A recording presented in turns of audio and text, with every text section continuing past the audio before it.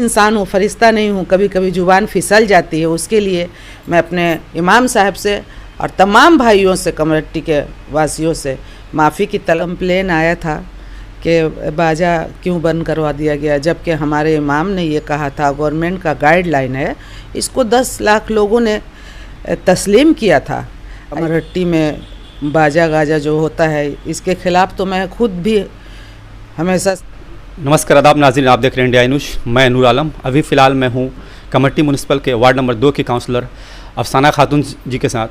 उन्होंने एक मीटिंग के दौरान जो अंसारी मैरिज हॉल में हुई थी 2 दिनों पहले, उस मीटिंग में कुछ ऐसी बात कही, उस बात पे दोबारा से तबसरा करने के लिए मैं उनके साथ आया हूं और बात करने की कोशिश करूंगा कि जो मीटिंग के दौरान उन्होंने बात कही थी उन पे फ़िलहाल अभी क्या राय रखना चाहती हैं। अफसाना जी, जो मैरिज हॉल में जो आपने मीटिंग के दौरान एक बात कही थी अपनी स्पीच में, जो लोगों के नागुजार लगी और लोग उसको पसंद नहीं किए, उस पर आप क्या कहना चाहेंगे?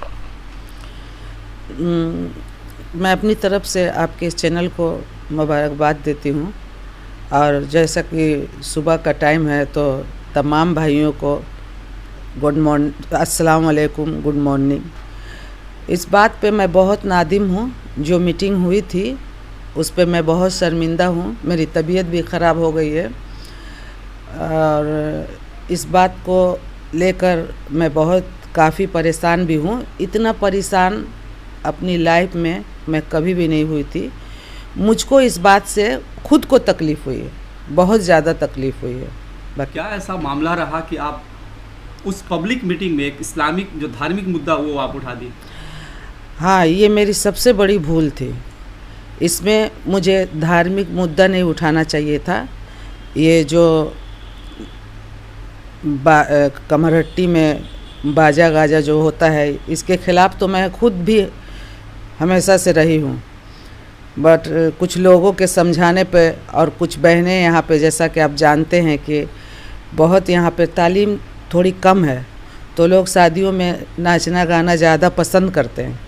तो बहुत इस बारे में कंप्लेन आया था कि बाजा क्यों बंद करवा दिया गया, जबकि हमारे इमाम ने ये कहा था, गवर्नमेंट का गाइडलाइन है, इसको 10 लाख लोगों ने तस्लीम किया था।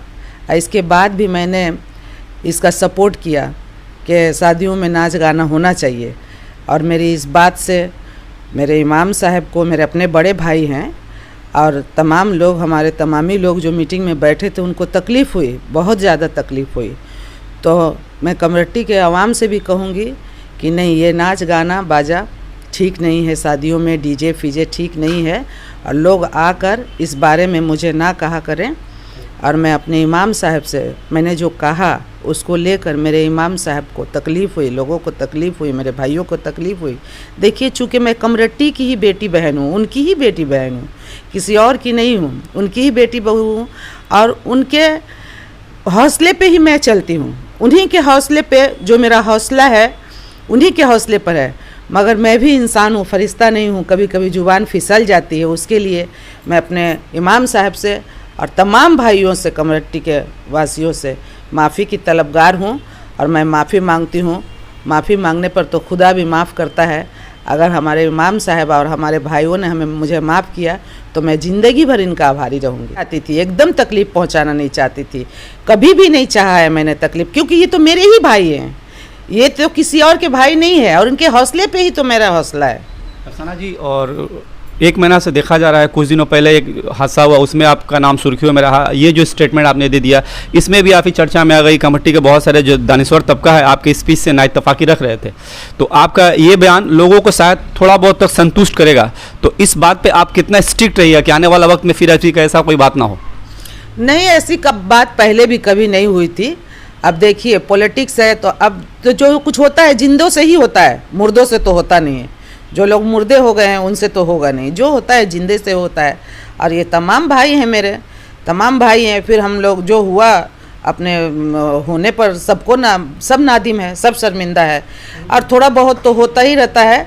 इसको दिमाग में लेकर नहीं चलना चाहिए, इसका संशोधन करना चाहिए, इसको ठीक ठाक करना चाहिए, बस यही करना चाहिए।